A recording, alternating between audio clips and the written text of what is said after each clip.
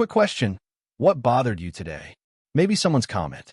Maybe a mistake you made. Maybe something didn't go your way. Now here's the real question. Why did it bother you? And I mean really why? Because I can tell you right now, it's not what you think. The reason you felt upset, anxious, or angry has nothing to do with what actually happened. And when you understand this, when you really get it, you become almost impossible to disturb. Let me show you exactly what I mean. Look, I've worked with thousands of people over 5 decades.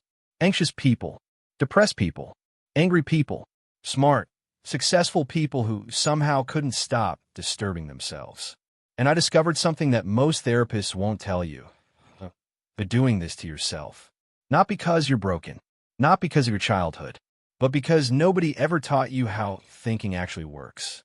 You've learned that situations make you feel things. That's not true. Your beliefs about situations make you feel things. And that's good news, because you can't always control situations, but you can always control your beliefs.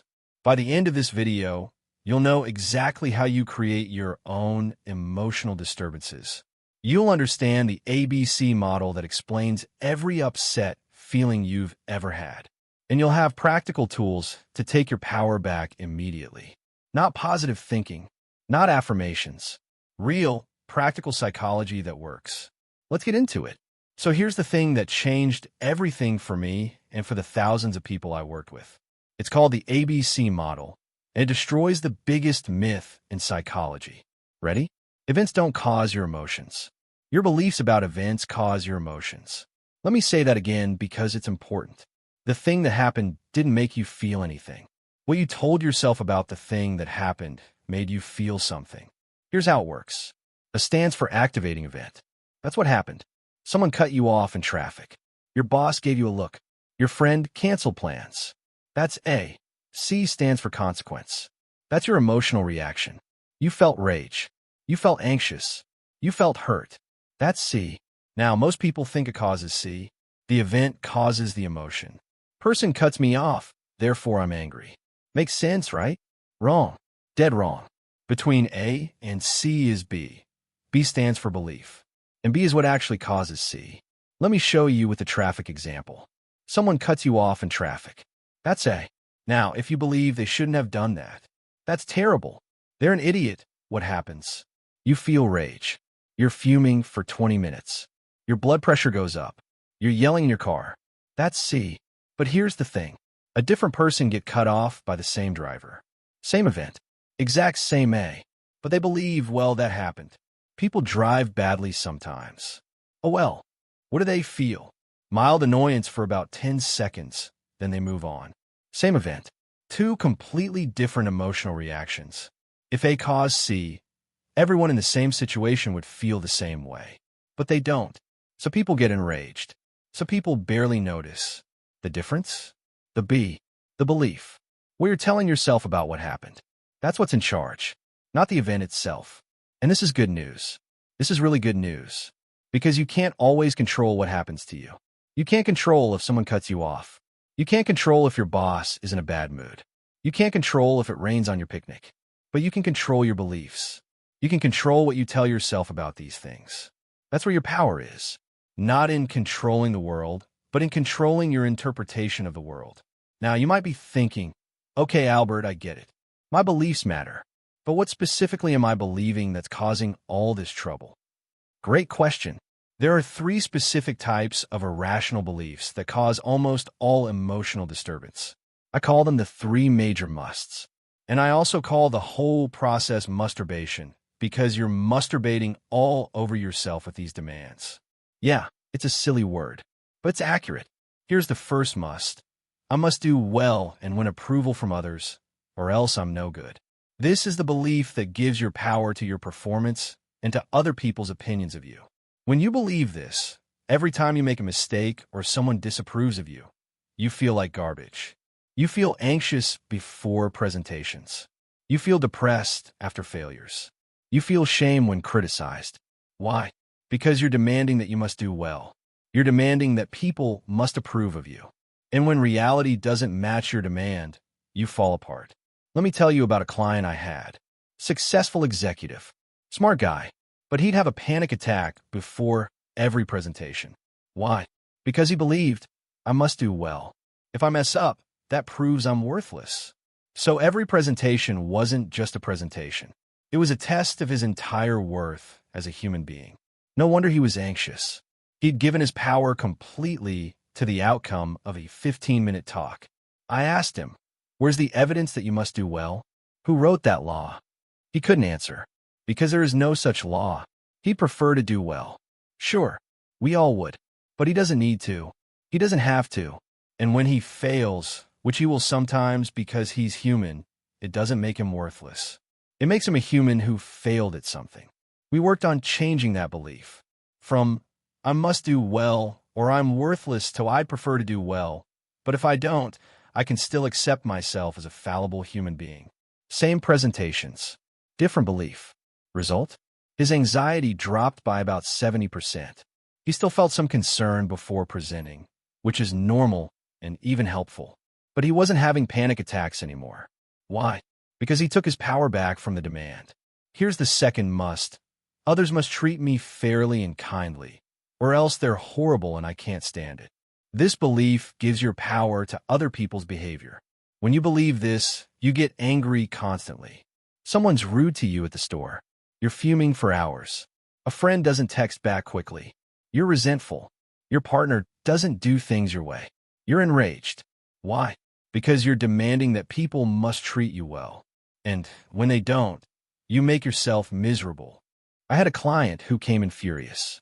Someone had cut in front of her in line. This was 3 days ago. She was still angry.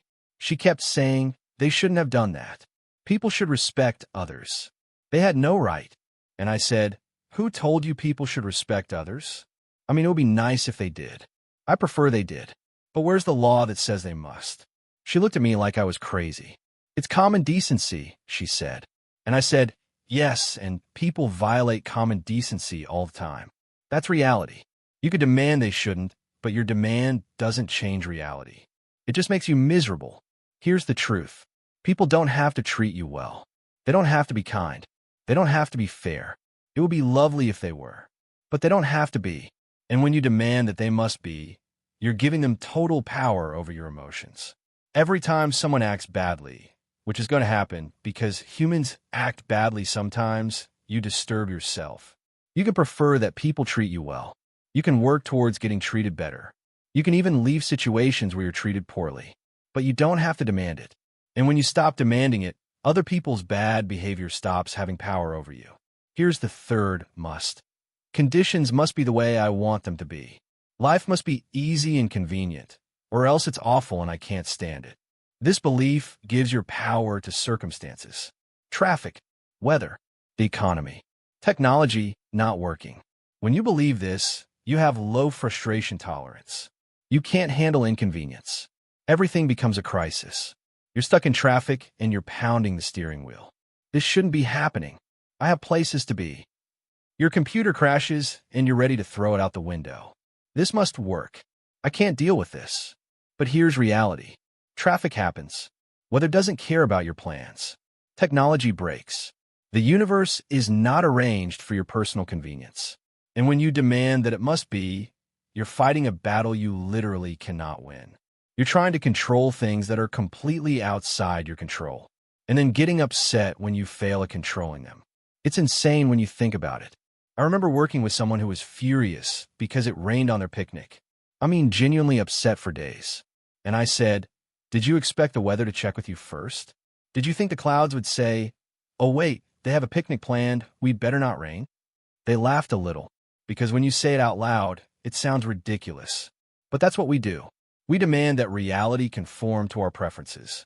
And then we're shocked and upset when it doesn't. So those are the three musts. I must do well. Others must treat me fairly. Conditions must be convenient. Every single one of them gives your power away. To performance. To other people. To circumstances. And notice something. These are all demands. Not preferences. Not wishes. Not hopes. Demands. This must be this way. And that's the problem. Now, you might be thinking, okay, so I'm making demands. How does that turn into anxiety or depression or rage? Good question. Because the musts are just the beginning. Once you make a demand, your brain does three other things that make everything worse. I call them awfulizing, I can't stand it itis, and damnation. Let me explain each one. First, awfulizing. When your must is violated, you don't just think that's bad. You think that's awful. That's terrible. That's the worst thing ever. You exaggerate the badness. You make it catastrophic. Someone criticizes you, and you think this is awful. But what does awful actually mean? It means more than 100% bad. It means nothing could possibly be worse. And that's never true. Things can always be worse. Always. I had someone tell me their bad date was awful. And I said, was it more than 100% bad? They said, what do you mean? I said, I mean on a scale where 100% bad is the worst possible thing that could happen to a human being, was your bad date really at that level?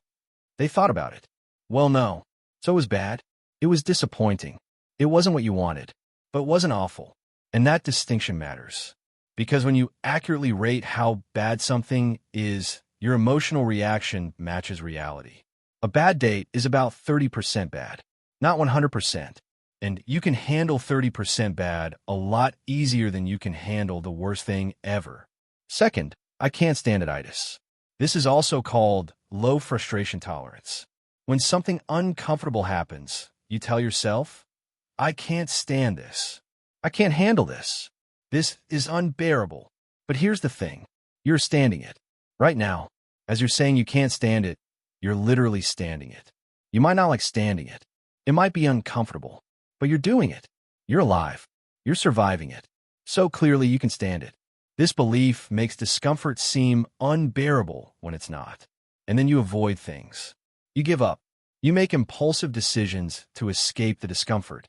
I work with people who quit jobs they needed because of one uncomfortable conversation. Why? I couldn't stand it there anymore. Yes, you could have. It was uncomfortable, but you could have stood it. And by believing you couldn't, you made a decision that hurt you in the long run. Here's the truth. Uncomfortable is not the same as unbearable. Difficult is not the same as impossible. You've handled difficult things before. You've survived uncomfortable situations. You can handle this too. And when you remind yourself of that, when you dispute that I can't stand it belief, you build frustration tolerance. Like a muscle, the more you practice standing discomfort, the stronger you get at it. Third, damnation. This is where you take one behavior or one event and you use it to rate total worth. I failed at this, therefore I'm a failure. They were rude to me, therefore they're a horrible person. You're making a global rating based on one thing. And humans are way too complex for that. You're not one thing. You're thousands of behaviors, thoughts, actions over a lifetime. Rating yourself or anyone else based on one behavior makes no sense. I had a client who made a mistake at work. Not a huge mistake, a normal human mistake. And they came in saying, I'm so stupid. I'm worthless. I can't do anything right. And I said, really? You can't do anything right? You can't tie your shoes? You can't read? You can't have a conversation? Because you're doing all those things right now. They smiled a little. Okay, not nothing. But I'm bad at my job. Really? You're bad at every single aspect of your job? Or did you make one mistake? One mistake. So you're a person who made a mistake. Not a mistake of a person. There's a big difference. You can rate behaviors. This was a bad decision. That was a good action. Fine. But you can't rate total persons. You're not good or bad. You're not worthless or wonderful. You're a fallible human being who sometimes does good things and sometimes does bad things. That's it. And when you accept that, when you practice what I call unconditional self-acceptance, you stop giving power to individual outcomes. One failure doesn't devastate you anymore. Why? Because it doesn't define you. So let me put this all together. You make a demand, a must. When reality violates that must, you awfulize. You declare it more than 100% bad. Then you tell yourself you can't stand it. It's unbearable. Then you damn yourself or someone else based on it. You rate total worth. And the result? Massive emotional disturbance, anxiety, depression, rage, all self-created, not by the event, but by this chain of irrational beliefs. The good news? You can interrupt this chain at any point. And the best place to start is at the beginning, with the must. Because if you don't have the demand in the first place, the rest of the chain never happens. So how do you do that? How do you actually stop making these demands? That's what we're doing next. This is where most therapy gets it wrong. People think that understanding your beliefs is enough. That once you have insight, you're fixed. Not true. Not even close. Understanding is step one. But you need to actively dispute your irrational beliefs. You need to challenge them, argue against them, question them, until your brain starts creating new, rational beliefs automatically. This is active work, not passive insight. Here's how disputation works. When you catch yourself making a demand, when you notice a must or a should or a have to, you ask yourself three types of questions: logical questions, empirical questions, and pragmatic questions. Let me give you examples of each.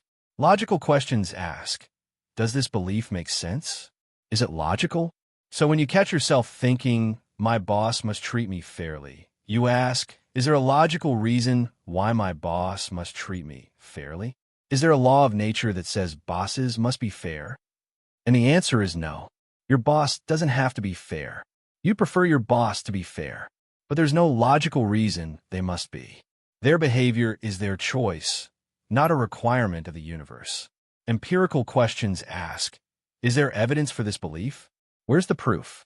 So when you think, I must succeed at this presentation, you ask, where's the evidence that I must succeed?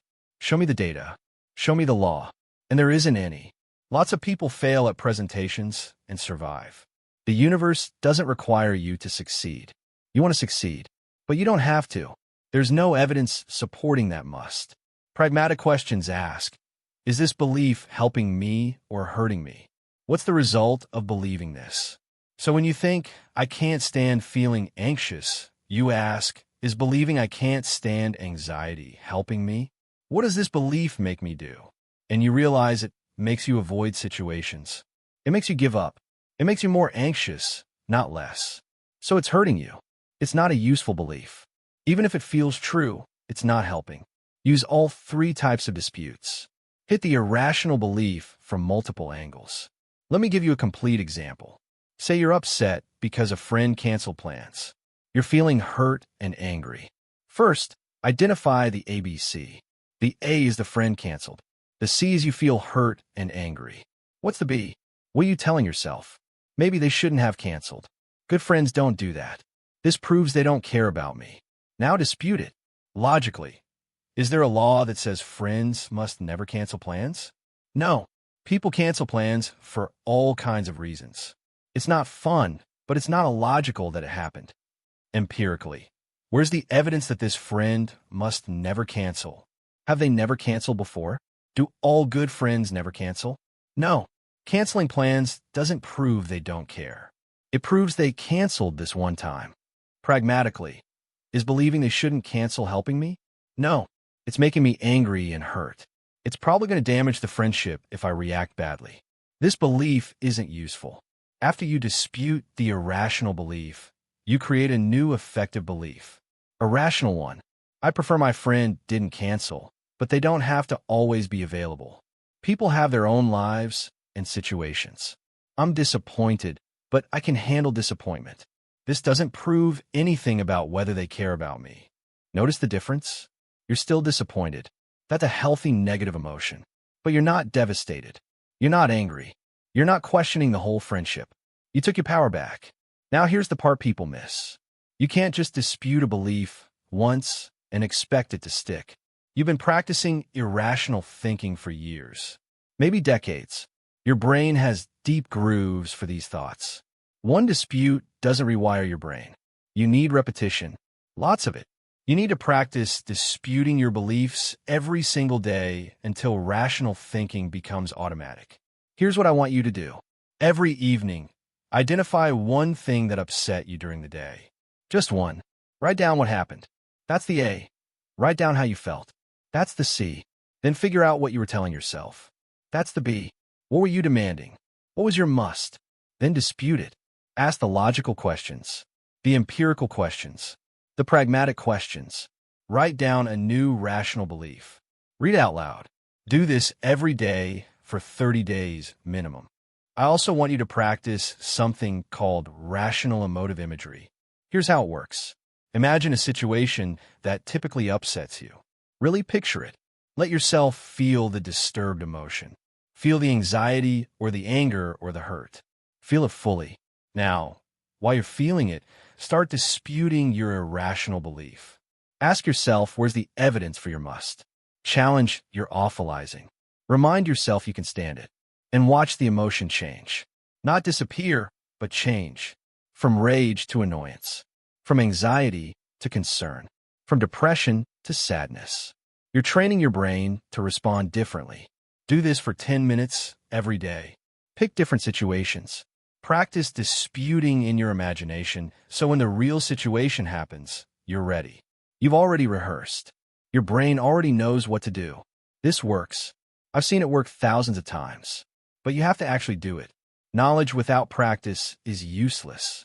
Now, I used to give people what I call shame-attacking exercises. These are advanced, but they're powerful. The idea is you deliberately do something mildly embarrassing in public. Nothing illegal, nothing harmful, just socially awkward. Wear clothes that don't match. Sing loudly on the street. Ask a silly question in a store. The point is to practice tolerating disapproval and feeling embarrassed. Because when you do this on purpose, you prove to yourself that embarrassment won't kill you. Other people's opinions don't have the power you thought they had. I did this myself when I was younger. I had terrible social anxiety, terrified of approaching women. So I went to the Bronx Botanical Garden and I approached 100 women in a month. Just walked up and tried to start conversations. Got rejected a lot. It was uncomfortable. But you know what? I survived. The embarrassment didn't kill me. And my social anxiety dropped dramatically. Why?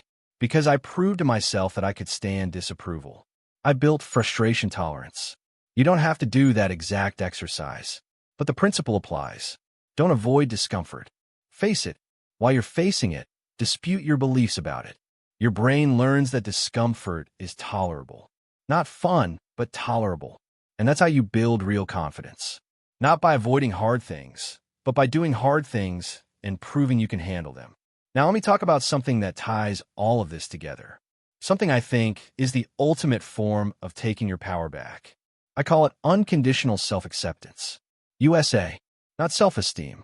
Self-acceptance. And there's a huge difference. Self-esteem goes up and down based on your performance. You do well, you feel good about yourself. You fail, you feel bad about yourself. Your worth is conditional. It depends on outcomes. That means you've given your power to external results. You're on a roller coaster. Up and down, exhausting. Self-acceptance is different. Self-acceptance means you accept yourself completely, regardless of performance. You accept that you're a fallible human being who will sometimes succeed and sometimes fail. And that's okay. Your worth doesn't go up or down. You're not rating your total worth at all. You're just accepting that you exist as a complex human being. Failure doesn't make you less valuable.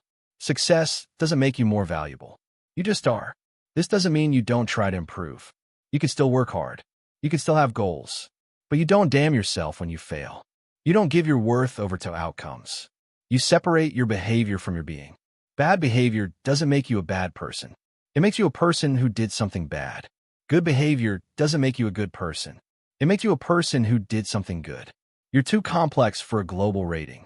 When you practice unconditional self-acceptance, failure stops being devastating. Criticism stops feeling like an attack on your entire being. You can hear feedback without falling apart. You can take risks without terror. Why? Because the outcome doesn't define you. You've taken that power away from external results. And here's the thing. You need to extend this to other people too. Unconditional other acceptance. People are going to act badly sometimes. They're fallible humans. When someone is rude to you, you don't have to damn them as a horrible person. They're a person who acted badly. That's it. You can dislike the behavior without hating the person. This doesn't mean you tolerate abuse. You can set boundaries. You can leave situations. But you don't have to rage about it. You don't have to give them power over your emotions by demanding they be different than they are. And finally, unconditional life acceptance. Life is often unfair, inconvenient, frustrating. Demanding that it be otherwise is the source of most of your suffering. Not the unfairness itself, but your demand that it must be fair. When you accept that life doesn't have to be easy, that the universe isn't arranged for your personal convenience, you stop fighting reality. And when you stop fighting reality, you have way more energy to deal with reality effectively. Here's the paradox.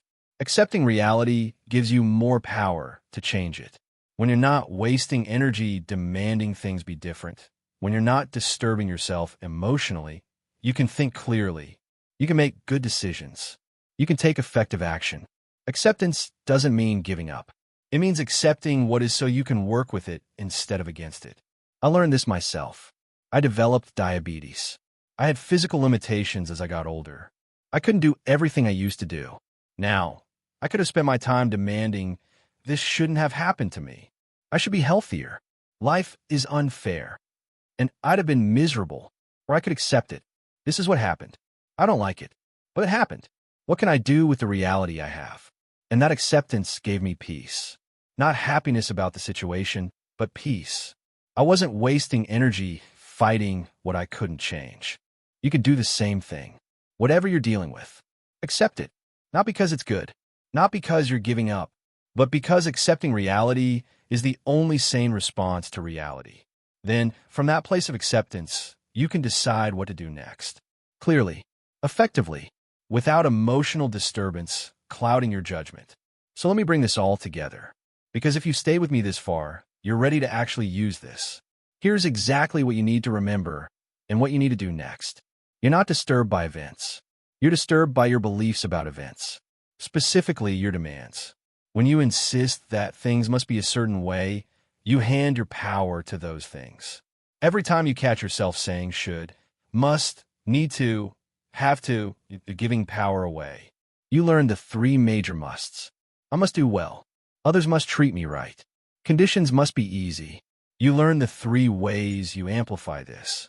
Awfulizing, I can't stand it, itis, and damnation. And you learned how to dispute these beliefs with logical, empirical, and pragmatic questions. But most importantly, you learn that understanding this intellectually isn't enough. You have to practice. Daily disputation. Write down your ABCs every evening. Practice rational emotive imagery. Stay in discomfort instead of avoiding. Build frustration tolerance like a muscle. Practice unconditional self-acceptance. Accept yourself, others, and life without demanding things be different than they are. This isn't easy work. Nobody said it would be, but here's what I can promise you. If you do this work, if you actually practice disputing your irrational beliefs every day for the next month, you will become dramatically harder to disturb. You won't be perfectly rational. Nobody is. I'm not. But you'll have your power back. Things will still happen. People will still act badly. Life will still be inconvenient. But you won't disturb yourself about it nearly as much. And that's freedom. So here's your challenge. Right now, before you click away, think of one thing that bothered you today. Just one thing. Ask yourself, what was I demanding? What was my must? Was I demanding I must do well? Was I demanding others must treat me fairly? Was I demanding conditions must be convenient? Find the must, and then dispute it, out loud if you can. Where's the evidence that this must be the way I want? Is there a law of nature that says this? Is this belief helping me or hurting me? There isn't any evidence. You're making it up. Stop it. Now, if you found this useful, there's one more thing you need to understand. Because even when you get good at disputing your beliefs, there's still one emotion that trips people up more than any other. It's the emotion that makes smart people sabotage themselves, avoid opportunities, and stay stuck for years. I'm talking about anxiety. And here's what most people don't understand about anxiety. It's not something that happens to you. It's something you're actively creating with one specific thought pattern. And once you see this pattern, you can interrupt it in seconds. I break down exactly how you create anxiety and how to stop it in my next video. Click it now, because anxiety is the last place you're probably giving away your power without realizing it. Let's fix that. I'm Ellis. Stop masturbating. Take your power back. I'll see you in the next one.